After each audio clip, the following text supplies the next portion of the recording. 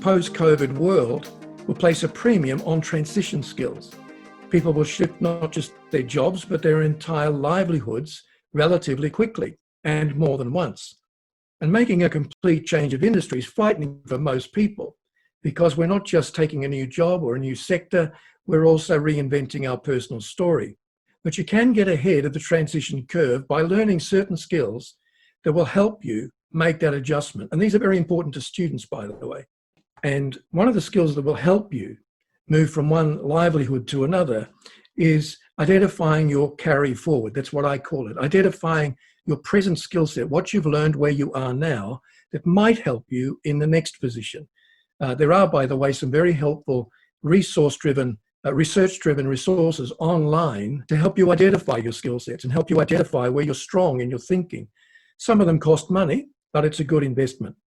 Then, having identified what you already know, you need to start thinking about what you need to know for the next position.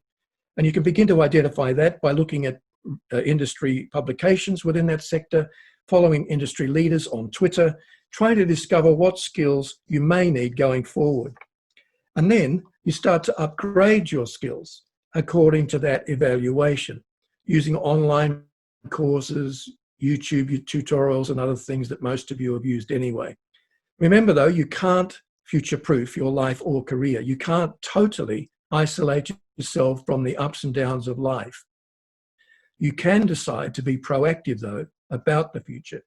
Then you need to overcome the imposter syndrome. Moving into any new sector often brings with it a feeling that, I'm not really qualified enough. And that fear of the unknown, if it's not properly managed, can really paralyze our ability to innovate. Facing this imposter syndrome, by the way, is a reality of life for anyone who wants to stretch themselves beyond their comfort zone. And I firmly believe that truly successful people in the age we're coming into will be those who are willing to succeed in not one sector, but more than one area or sector over time.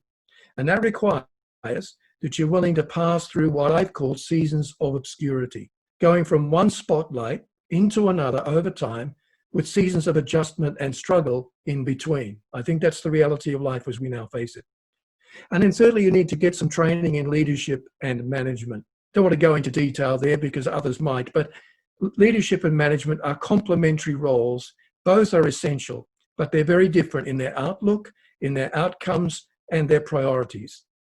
And your ability to manage or lead people may well be the difference between you being successful in your transition and missing the opportunity. The training you need might be through accredited part-time courses or webinars or formal lecture series.